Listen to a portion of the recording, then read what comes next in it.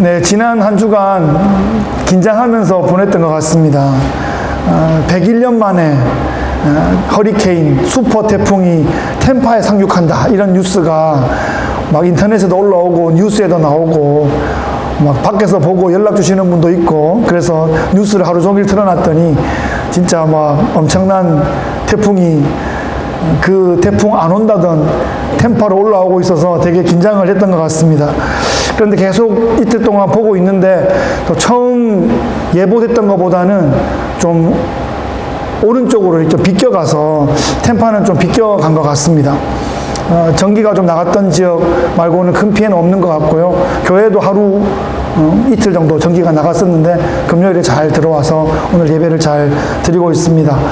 뉴스로 봤던 허리케인의 위력은 정말 대단한 것 같았고, 피해 입은 도시들, 또 우리 사람들, 또 교회들 복구가 신속하면 좋겠습니다. 같이 마음 모아서 또 기도해 주면 좋겠습니다. 우리가 지난주에는 갈멜산에서 하늘에서 불을 내리고 또 하늘에서 물을 내리는 놀라운 하나님의 역사를 보았습니다. 3년 반 동안 메말라 있던 이 땅 가운데 큰 비가 내려서 땅을 완전히 해갈하고 완전히 새롭게 하였습니다. 그때 하나님만이 아니라 지금도 하나님은 하늘에서 불을 내리시고 하늘에서 물을 내리시는 살아계신 하나님이신 줄을 믿습니다. 아멘. 참으로 그렇습니다. 그래서 이 시대에 우리가 여전히 하늘에서 내리는 불을 받아야 하고 하늘에서 내리시는 성령의 생수를 받아야 할 줄로 믿습니다. 아멘. 계속해서 엘리야의 사역을 좀 추적해 보겠습니다. 엘리야는 특별한 사람이었지만 또 우리와 성정이 같은 사람이었다라고 성경이 말하고 있습니다. 그러니까 엘리야에게도 우리 비슷한 면이 있고 우리에게도 엘리야 비슷한 면이 있다는 거죠. 그래서 오늘의 본문에서 보는 엘리야는 우리에게 어떤 교훈을 주는지 한번 살펴보겠습니다. 오늘 본문 직전에 엘리야는 성경 전체에 나오는 그 많은 이야기 중에서도 가장 멋지고 드라마틱한 이야기 중에 하나인 갈멜산 대결에서 멋지게 승리하고 아주 큰 비의 소리가 있나이다 이렇게 얘기하고는 아주 비가 내리고 또 그 아합의 마차보다 더 빨리 뛰어가는 아주 멋진 장면을 보여주었습니다. 정말 멋진 장면이었죠. 바알의 선지자들 450명은 그 바알 앞에서 열과 성을 다하고 심지어 몸을 막 자해해서 피를 막 보여주면서 바알의 눈길을 끌려고 그랬지만 바알은 아무런 일도 할 수 없었고 하늘에서 바알의 원래 모양은 손에 이 번개를 들고 있는 모양인데 나 번개 던지는 거, 불 내리는 거 전공이야. 그런 모습인데 아무리 난리를 쳐도 불을 내리지 못했습니다. 그런데 우리 엘리야 선지자가 무너진 그 제단을 12돌로 이렇게 보수하고 그리고 제물을 놓고 거기다 12통의 물을 부은 다음에 여호와여 응답하옵소서 이렇게 하니까 불이 콱 내려와서 제물을 다 태우고 도랑에 있는 물을 어떻게 했다고요? 다 핥았다 그래요. 싹 태워버렸습니다. 그래서 하나님의 이름은 높아졌고 바알 선지자들은 그날 다 심판을 받았습니다. 그리고 거기서 끝이 아니라 이제 정말 해야 되는 게 있죠. 갈멜산 꼭대기에 올라가서 머리를 무릎에 파묻고 7번 기도해서 저 지중해 바다에서 손바닥만한 구름이 보이는 걸 보고 큰 비의 소리가 있나이다. 그리고 그 구름이 하늘 전체를 덮고 큰 비가 내렸습니다. 그 땅이 살았고 그 모든 동식물이 살았고 그 땅의 백성들이 이제 살게 되었습니다. 이제 바알이 아니라 여호와 하나님께서 하늘에서 불을 내리고 하늘에서 물을 내리는 참 신인 것이 확인된 것입니다. 아합도 그 장면을 똑똑히 보았고요. 바알 선지자 450명이 그날 다 처단을 당했다니까요. 그러니까 이제 엘리야가 생각하기를 이제 이세벨 앞에 가서 이 바알의 참패 소식을 전하고 남은 아세라 선지자들까지도 다 회개하고 돌이키면 이스라엘 땅에 이제 정말 멋진 하나님의 나라가 회복될 것에 대한 그런 꿈을 꾸었을 것입니다. 그러지 않았겠습니까? 그날 있었던 일이 얼마나 큰 일이었습니까? 그 극명한 대조, 하늘에서 불을 내리고 하늘에서 물을 내리는 그 멋진 일들이 바로 눈앞에서 벌어졌는데 막상 그 다음에 벌어진 일들이 엘리야의 생각과 달랐습니다. 아합이 궁으로 돌아가는데 엘리야가 아합의 마차 앞에서 뛰어갔다라고 본문에 나오거든요. 근데 한동안 그랬지 뭐 계속 마차 앞에서 뛸 수 있겠습니까? 그래서 도착을 아합의 마차가 먼저 했어요. 그래서 이 아합이 오늘 낮에 있었던 이 일들에 대해서 이세벨에게 보고합니다. 아합이 왕인데 이세벨이 실세인 것 같아요. 예, 아합이 쫄라쫄라 가가지고 보고를 하는 거예요. 이 아합은 꼭두각시 같고 이세벨에게 꽉 잡혀 살았던 것 같습니다. 이세벨이 이 아합을 꽉 잡고 살고 있었어요. 그래서 이 아합이 뭐라고 보고했냐면 엘리야가 무슨 말을 했는지, 엘리야가 어떻게 했는지 이런 거를 보고한 거예요. 엘리야가 바알의 선지자들을 어떻게 칼로 비참하게 죽였는지 이런 거를 보고하고 있습니다. 사실 이게 바알 선지자와 엘리야의 대결이 아니고 바알과 하나님의 대결이기 때문에 야 정말 참신은 여호와입니다. 이러고는 자 우리 다 장사 접읍시다 이래야 되는 건데 엘리야 그것 때문에 이렇게 됐다고 보고를 그렇게 한 거예요. 예, 그랬더니 이세벨이 분노한 겁니다. 아주 격분을 했어요. 어쩌면 그걸 노리고 아합이 그렇게 말을 했던 것 같아요. 왜냐하면 이게 꽉 잡아 사는 사람이 있고 잡혀 사는 사람이 있으면 이 잡혀 사는 사람은 어떻게 해야 이 사람을 또 이렇게 움직일 줄 아는지를 아는 거죠. 그래서 이세벨을 격분을 시킨 거예요. 내가 내일 이맘때에는 반드시 엘리야 너의 생명을 저 바알 선지자들 중에 한 사람의 생명 같게 하리라. 죽이겠단 말이죠. 그렇게 하지 아니하면 신들이 내게 벌 위에 벌을 내림이 마땅하니라. 이게 고대에 맹세하는 방식이었어요. 내가 그렇게 하지 않으면 내가 저주를 받을 거다. 이 말은 내 목숨 걸고 너 반드시 죽인다. 이런 선포를 한 겁니다. 세상은 이렇습니다. 자기의 잘못, 자기의 죄악, 자신의 실패 이런 거를 지적받을 때에 회개하는 것이 아니라 오히려 분노하고 반박하고 보복하고 이렇게 하는 것이 세상의 모습입니다. 이 말을 엘리야가 가다가 듣게 돼요. 그리고는 엘리야가 어떻게 반응합니까? 3절 말씀 이렇게 나와요. 그가 이 형편을 보고 일어나 자기의 생명을 위해 도망하여 유다에 속한 브엘세바에 이르렀다. 이렇게 말하고 있어요. 여러분, 갈멜산에서 불과 물을 내리며 당당하게 승리했던 그런 엘리야의 모습은 온데간데 없고 대장부 엘리야가 급격하게 쫄장부 엘리야가 되고 말았습니다. 자신의 생명을 위해 여러분 이스라엘이 북이스라엘이죠. 유다가 남유다예요. 그 북쪽에서도 북쪽에 있는 그 갈멜산에서 내려오기 시작해가지고 남유다의 최남단 브엘세바까지 도망친 거예요. 오죽 그냥 옆 도시로 간 게 아니라 끝까지 간 거예요. 끝까지 갈 때까지 갈 수 있는 데까지 간 것이 브엘세바입니다. 브엘세바. 당황스럽지 않습니까? 바로 하루 차이밖에 안 나는 바로 그날인데 하늘에서 불을 내리고 물을 내리고 정말 최고의 이스라엘의 스타가 되었었는데 한 여자 때문에 자기의 카리스마는 어디 가고 오히려 이세벨의 카리스마에 밀린 것처럼 아주 미친 듯이 도망하고 있는 그 꽁무니를 빼고 있는 모습을 봅니다. 오늘 본문에서 엘리야가 이 형편을 보고 도망쳤다 이렇게 말하는데 이 형편이 어떤 형편일까요? 먼저는 이 갈멜산의 이 놀라운 사건이 전혀 영향이 없다는 것을 알게 됐어요.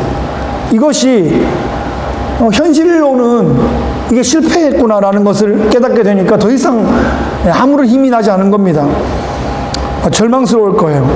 온 이스라엘 백성 앞에서 여호와 하나님께서 참신인 것이 증명되었는데 이스라엘 백성들이 자기 손으로 직접 바알 선지자를 죽이지 않았겠어요? 그러면 정말 이제 여호와 하나님이 정말 진짜입니다. 그러면서 하나님께 막 나와야 되고 그 전에 바알 섬겼던 거 집에 주머니 넣어 다니던 바알 우상들 다 부르고 다 불태우고 이렇게 해야 되는 건데 그들은 여전히 머뭇하고 있고 지금 이 이스라엘의 바알 숭배 정책은 변화될 기미가 전혀 보이지 않습니다. 그러니까 갈멜산에 이 역사까지 벌어졌는데 이 정도면 희망이 없다 이렇게 생각한 거죠. 엘리야의 마음으로 느껴지세요? 사역의 의미가 없다 이렇게 생각한 겁니다. 또한 이 이세벨의 살기등등한 모습을 보고 도망친 겁니다. 450명의 바알 선지자가 전멸했는데도 이 이세벨이라는 여자는 위축되거나 좀 슬퍼하거나 이런 게 아니라 더 표독스러워지고 더 세지는 거예요. 그래서 엘리야를 내가 오늘 죽이지 않으면 내가 저주를 받겠다, 이 정도 되니까 엘리야가 도망칩니다. 아합 앞에서는 담대하게 말할 수 있었는데 이세벨 앞에서는 엘리야가 도망치고 있어요. 가장 먼 곳으로 베엘세바까지. 엘리야는 지금 어떤 상태이냐? 하나님을 놓친 상태예요. 엘리야에게는 하나님이 보이지 않아요. 눈을 떠도 눈을 감아도 누가 보여요? 썩난 이세벨 모습만 보이는 거예요. 엘리야가 하나님을 놓치고 말았습니다. 지난 3년 반 동안 까마귀를 통해서 먹여주시고 사르밧에 이름 없는 과부를 통해서 먹여주셨던 그 하나님, 갈멜산에서 바로 어제 불과 물을 내리신 그 하나님은 깡글 잊어버리고 복수의 화신이 된 그 썩난 이세벨의 얼굴만 떠올랐단 말이죠. 천하의 엘리야 선지자도 하나님을 바라보지 못하고 주변을 바라볼 때 이렇게 낙심하고 절망할 수밖에 없는 것입니다. 브엘세바에 도착했습니다. 이 브엘세바는 이스라엘의 남쪽 경계 끝이에요. 갈 때까지 갔습니다. 사람이 한번 낙심하면 이렇게 돼요. 끝까지 가는 거예요. 끝까지. 경계가 무너져요. 그러니까 브엘세바에 자기 종을 거기에 두고 너 여기 있어라. 그리고 혼자 하루길을 더 광야에 들어갑니다. 언제 갔다 오겠다는 기약을 하지 않아요. 그냥 가요. 왜요? 이어서 보면 나오는 겁니다. 정말 기약 없이 사원을 남겨두고 다시 돌아오지 않겠다 생각한 것 같아요. 그냥 가서 광야에서 사라져야지, 이렇게 생각한 것 같습니다. 지금 이스라엘에는 3년 반의 가뭄이 그친 큰 비가, 시원한 비가 내려서 그 땅이 다 살아나고 있는데 엘리야는 지금 다시 광야로 들어갔습니다. 광야는 현재 엘리야의 심적인 상태를, 영적인 상태를 나타내고 있습니다. 광야에 들어온 엘리야가 어디로 갑니까? 한 로뎀 나무 아래로 갑니다. 로뎀 나무가 어떤 나무인지 아세요? 로뎀 나무가 무슨 느티나무나 플라타너스처럼 아주 크게 아주 멋진 그런 나무가 아니에요. 광야에 무슨 그런 나무가 있겠습니까? 광야에 있는 나무는 이파리가 넓을 수가 없죠. 그냥 가늘고 뾰족뾰족하고 그런 거예요. 이 로뎀 나무랑 비슷한 나무가 떨기나무입니다. 그러니까 이 나무는 크지 않아요. 커봐야 뭐 이 정도밖에 안 크고 잎이랄 거야 별로 없고, 이걸 알면 되겠네요. 로뎀 나무를 나중에 뭐로 쓰냐 하면 빗자루로 씁니다. 그러니까 별명이 빗자루 나무예요. 그러니까 로뎀 나무에 앉았다는 말은 아주 큰 나무에 기대에 앉은 게 아니라 작은 나무에 쪼그리고 들어가서 앉았다, 이런 모습입니다. 엘리야가 그 로뎀 나무에 앉아서 어떤 생각을 했을까요? 엘리야는 실망했을 것 같습니다. 실망감에 사로잡혔어요. 갈멜산에서 승리했을 때만 해도 이제 이 나라가 살겠구나 하는 그런 소망이 생겼을 텐데, 이제 우리나라도 회복될 수 있겠구나 이런 희망이 있었을 텐데, 지금은 완전히 그런 희망이 다 사라져 버렸기 때문에 실망감이 그를 완전히 정복하고 말았습니다. 또한 엘리야는 외로웠을 것입니다. 450대 1로 대결했을 때만 해도 아주 카리스마 있고 당당했는데, 이세벨이 자기를 죽이겠다고 이렇게 공포하자 세상에 내 편은 아무도 없는 것 같고 나 혼자만 있는 것 같은 외로움과 고독감을 느꼈을 것입니다. 엘리야는 또 이제는 아무것도 할 수 없고 아무것도 할 수 있는 일도 없다라는 그런 무력감을 느꼈던 것 같습니다. 손가락 하나 까딱 하기 싫었던 것 같아요. 여러분 그럴 때 있지 않습니까? 진짜 아무 일도 하기 싫은 이런 감정들은 어떤 감정으로 발전하냐? 우울감으로 진행되게 되어 있습니다. 우울감에 빠지게 되면 어떻게 되냐 하면 사람의 모든 생각이 부정적으로 됩니다. 되는 게 아무것도 없고 될 일도 없고 될 일도 안 되고 안 될 일은 더 안 되고 그냥 아무것도 하기 싫고 그냥 한없이 다운되고 계속 눕고 싶고 그렇게 되는 거죠. 자신이 무가치하다라고 느껴집니다. 생에 의미가 없다라고 느껴집니다. 여기서 생각을 멈춰야 되는데 생각이 계속 진행되면 우울감이 우울증으로 가면 자신의 존재 자체가 의미가 없다라는 생각까지 발전하게 됩니다. 내가 여기서 뭐 하고 있나? 이 지구에서 내가 뭐 하고 있나? 이런 생각이 들죠. 지구의 한 점, 그 티끌 같은 그런 인생.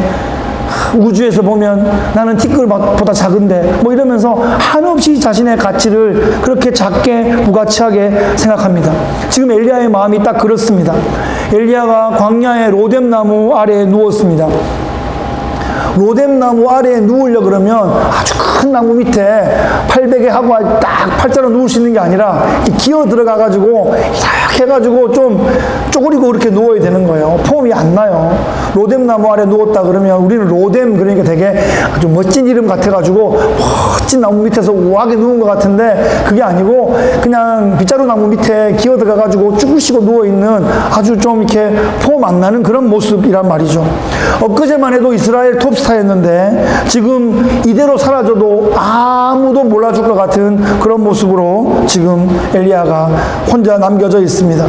이렇게 며칠 사이에 사람이 극과 극으로 이렇게 감정이 막 널뛰기를 하게 되면 감정이 찢어집니다. 감정이 산산조각이 나게 돼요. 그래서 지금 엘리야가 하는 말이 여호와여 넉넉하오니 지금 내 생명을 취하옵소서. 내가 조상들보다 낫지 못합니다. 지금 엘리야는 모든 것을 다 놓고 싶습니다. 죽고 싶다라는 말을 서슴없이 지금 하고 있습니다. 내가 조상들보다 낫지 못합니다 라는 말에는 자기 연민도 있고 하나님에 대한 원망도 있습니다. 자기가 정말 멋있게 잘할 때는 정말 뭐 좀 된 듯이 생각할 수도 있거든요. 그런데 가만히 보니까 정말 내가 모세보다도 못하고 다윗보다도 못하고 심지어는 우리 할아버지보다도 못하고 내가 아무것도 아닌 것 같은 느낌이 드는 거예요. 조상들보다 요만큼은 좀 내가 보탬이 되지 않았나 생각하다가 진짜 이 순간은 아무것도 아닌 것 같은 거죠. 그냥 없어져도 아무도 모르겠다. 내가 이 로뎀나무 밑에 내 종도 모르고 그냥 여기서 그냥 진토가 되어서 티끌이 되어도 아무도 모르겠다. 이런 생각이 들 만큼 자존감이 바닥을 치고 있습니다. 이 모습을 하나님께서 다 보고 계십니다. 하나님께서는 엘리야의 이런 모습까지도 긍휼히 여기십니다. 정말 멋지게 싸우고 이기고 하나님 이름을 높일 때만 내 아들이다 내 종이다 그렇게 하고 막 이렇게 쭈그러져 있으면 에이 갖다 버려야지 이렇게 하는 게 아니라 그 연약한 모습까지도 보고 계시다는 거죠. 우리가 자녀를 바라볼 때 그렇지 않습니까? 오히려 연약할 때 더 눈길이 가고 더 마음이 가는 것입니다. 하나님은 엘리야를 필요한 일만 맡기는 그런 로봇 같은 존재로 만드신 것이 아니라 하나님과 교통하고 하나님과 교감하는 그런 인격체로 만드셨죠. 갈멜산에서 놀라운 승리를 한 그 엘리야뿐 아니라 로뎀나무 아래에서 처절하게 절망하고 있는 이 엘리야도 하나님께서 사랑하시는 당신의 종, 당신의 아들이라는 사실입니다. 하나님께서 이 절망감과 무력감에 빠진 엘리야를 어떻게 다루십니까? 누구를 보내시죠? 이번에는 천사를 보내십니다. 까마귀를 보내셨고 한 과부를 보내셨던 하나님께서 이번에는 천사를 보내십니다. 그냥 안 깨면 죽는 거다 그러고 광야의 로뎀나무 아래에 누워 자고 있는 그 엘리야에게 천사가 와서 흔들어 깨웁니다. 흔들어 깨워요. 어떤 모습으로 깨웁니까? 야 일어나 똑바로 안 해? 정신 안 차려? 이렇게 깨운 게 아니에요. 네, 군대에서 깨우는 것처럼 막 나팔 불고 막 빠빠빠빠빠빠빠빠빠빠빠 기상나팔을 불면서 깨운 게 아니라 성경에 보면 조용히 터치하면서 어루만지면서 마사지를 하면서 깨웠다 그래요. 사랑과 관심과 애정을 가지고 쪼물쪼물쪼물 하면서 그렇게 깨웠어요. 그래서 엘리야가 이게 꿈인가 생신가 싶을 때 엘리야야 일어나 먹어라 이렇게 말해요. 그래서 뭘 먹나 보니까 머리 위에 숯불에 구운 숯불구이 떡하고 물이 한 병 있는 거예요. 그걸 먹었어요. 먹고 또 자니까 또 한참 기다렸다가 성경에 보면 바로 또 먹인 것 같은데 먹이고 또 먹이고 또 먹이면 이거는 좋은 게 아니고 공문일 수도 있어요. 먹이고 재웠을 거예요. 한참 기다렸다가 또 이렇게 쪼물쪼물 해가지고 마사지 해가지고 또 깨워가지고 일어나 먹으라. 그래서 먹이고 재우고 먹이고 재우고 중간에 마사지하고 먹이고 재우고 마사지하고 먹이고 재우고 마사지하고 그걸 반복을 계속해요. 그래서 엘리야가 회복되는 거예요. 엘리야한테 혼을 낸 것도 아니고 뭐 교훈을 한 것도 아니고 막 설교를 막 한 것도 아니고 그냥 만져주고 먹여줬습니다. 엘리야는 지금까지 과도한 사역에 스트레스가 있었을 거예요. 지금 지쳐 쓰러져 있는 엘리야의 모습은 엘리야의 마음이 약해서나 엘리야의 믿음이 약해서라기보다는 이 어찌 보면 치열한 이 사역의 현장에서 좀 빠져나와서 좀 쉼과 회복이 필요한 그런 상황일 수도 있다는 거죠. 그래서 하나님은 예전 같지 않은 모습으로 지금 하나님께 실망스러운 그런 모습으로 있는 그 엘리야를 책망하지 않으시고 그저 엄마가 우리 아기에게 하는 것처럼 먹이고 재우고 어루만져 주고 계십니다. 까마귀를 통해서 먹이셨던 하나님, 과부를 통해서 먹이셨던 하나님께서 천사를 통해서 먹이고 계십니다. 인간은 그렇습니다. 인간은 먹지 않으면 살 수 없습니다. 일용할 양식이 필요합니다. 하나님이 그것을 다 알고 계십니다. 그래서 하나님께서는 우리의 가장 실제적인 필요를 채워주십니다. 말로만 따뜻하게 해라, 배부르게 해라 이렇게 말하지 않으시고 먹여주시고 만져주시고 덮어주시고 채워주신다는 거죠. 그래서 엘리야의 사명이 다시 시작됩니다. 하나님께서는 이 엘리야를 통해서 갈멜산에서 끝나는 것이 아니라 또 더 중요한 계획들이 남아있어요. 엘리야는 갈멜산에서 효력이 없으면 끝났다라고 생각하는데 그건 자기 생각이고, 하나님은 그 이후에 또 오늘 본문 마지막에 나오는 하나님의 산 호렙에도 가야 되고, 또 후계자도 키워야 되고, 선지학교를 통해서 선지생도도 키워야 되고, 또 더 할 일이 오히려 지금보다 앞으로 할 일이 더 많은 거예요. 그런데 갈멜산이 월킹하지 않았다 그래서 자기는 여기서 끝이라고 생각하는데 하나님의 생각은 그렇지 않았단 말이에요. 그래서 로뎀에서 여기서 끝입니다. 주여 넉넉하오니 여기서 그만 끝내시죠 라고 말하는 엘리야를 먹이고 재우고 회복시켜 주셔서 다시 그 다음 단계로 쓰시는 것입니다. 8절에 보면 이에 일어나 먹고 마시고 그 음식물의 힘을 의지하여 40주 40야를 가서 하나님의 산 호렙에 이르니라. 40일 동안 가서 호렙산에 이르렀다는 거죠. 이 호렙산이 어떤 산인 줄 아시죠? 이 호렙산이 시내산하고 같은 산이에요. 학자들은 시내산 옆에 호렙산이 있는지, 호렙산 이름이 시내산 이름하고 같은 건지, 아니면 시내산 안에 호렙산이 이렇게 자매산으로 있는 건지 몰라도 하여튼 호렙산은 시내산입니다. 그렇게 볼 때 하나님께서 특별히 엘리야를 시내산으로 부르는 특별한 이유가 있지 않겠어요? 그 시내산에서, 그 호렙산에서 다시 엘리야를 만나주시는 거예요. 이 시내산에서 하나님을 만났던 그 모세와 엘리야가 변화산에서 예수님을 다시 만나고 예수님의 별세를 향해서 하나님의 나라를 향해서 그 원대한 계획을 함께 꿈꾸는 사람들이 되지 않습니까? 아직 엘리야에게는 호렙산이 남아있어요. 갈멜산에서 끝이 아니라는 거죠. 로뎀이 끝이 아니라는 겁니다. 하나님의 계획이 더 있습니다. 더. 우리의 생각으로 여기서 끝입니다. 이제 더 없습니다. 이제 여기 그냥 그만하시죠. 이렇게 말하는 것은 자기 생각이고, 심지어 그 위대한 엘리야의 생각도 하나님의 생각에 미치지 못했던 것입니다. 하나님은 더 계획이 있었습니다. 하나님은 우리 인생길에서 갈멜산 꼭대기가 아니라 로뎀 그 나무 아래에 널브러져 있을 때, 그때 주님의 힐링 캠프가 다시 우리를 새롭게 하고 또 새로운 단계로 이끌어 가시는 것입니다. 말씀을 맺겠습니다. 오늘 말씀의 제목은 로뎀의 위로를 경험하라 하는 것입니다. 아까 말씀드렸지만 이 로뎀 나무 하면 어감이 너무 좋은데, 또 크리스찬들이 하는 카페 중에 로뎀 나무라는 카페도 되게 많고 그냥 로뎀 이런 데도 많고, 그럼 되게 우아하고 저도 그런 느낌이 들었어요. 그래서 막상 그래서 스터디를 해봐야 돼요. 자기 생각으로만 성경 보면 안 되고, 요즘 인터넷이 좋아서 로뎀 나무 치면 사진도 나오고 설명도 나오고 다 나와요. 광야의 떨기나무와 같은 종류이며 빗자루 나무라고 하며 그러니까 느낌이 확 오더라고요. 로뎀 나무, 빗자루 나무구나. 그 밑에 기어 들어가 있는 엘리야의 모습을 보면서 우리가 아무리 실망하고 아무리 절망감이 있어도, 정말 그 대선지 엘리야도 빗자루 나무 밑에 기어 들어갔는데 거기서 그냥 여기서 끝내시죠 라고 말했는데, 이렇게 생각하니까 하나님이 우리가 어떠한 실망감, 어떠한 절망감이 있어도 우리를 거기서 힐링 캠프 하시고 회복시켜 주시겠구나 라는 믿음이 생깁니다. 그죠? 아멘입니다. 이 힘들어하는 엘리야의 모습이 우리의 모습을 반영하는 것 같습니다. 하나님께서 그 지치고 상한 엘리야를 버려두지 않으시고 천사를 보내서 회복시키셨던 것처럼 우리도 그렇게 회복을 경험하고 사명의 자리로 더 나아갈 줄 믿습니다. 아멘. 여러분은 인생길의 어느 지점에서 로뎀나무를 경험해 보셨습니까? 혹시 지금 어느 정도 약간 로뎀나무를 반쯤 경험하고 계십니까? 갑작스러운 외로움과 또 무력감을 느끼신 적은 없습니까? 하나님은 당신의 자녀들이 그 자리에 머물기를 원하지 않으십니다. 그 자리에서 온전히 회복되어서 하나님의 사명의 자리로 나가기를 원하십니다. 저는 개인적으로 지난주에 조금 로뎀나무 근처에서 좀 얼쩡거렸던 것 같습니다.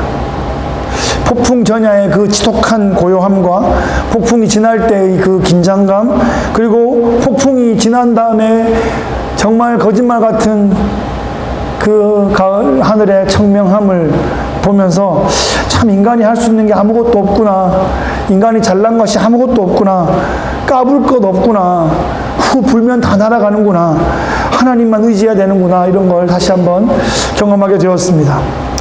여러분, 하나님은 한 번도 실수하지 않은 사람, 한 번도 실패하지 않은 사람을 쓰는 것이 아닙니다. 로뎀나무 아래에서 깨어진 심령으로 널브러져 있는 그런 당신의 자녀에게 찾아오십니다. 그리고 그 찢어진 마음, 그 깨진 마음을 성령의 불로, 성령의 물로, 성령의 풀로 붙이셔가지고 완전히 새로운 것으로 만들어 가십니다. 하나님의 놀라운 꿈과 계획을 그 새로운 그릇에 담게 하시죠. 우리의 생각, 우리의 실력으로는 낙심할 것밖에 없지만 하나님께서 우리를 붙잡으실 때는 놀라운 새로운 차원으로 사용하실 줄을 믿습니다. 내 인생의 로뎀에서 하나님의 놀라운 치유와 회복을 경험하시기를 예수 그리스도의 귀하신 이름으로 축복합니다. 아멘. And he walks with me, and he talks with me, and he tells me I am his own, and the joy we share as we tarry there, none other has ever known.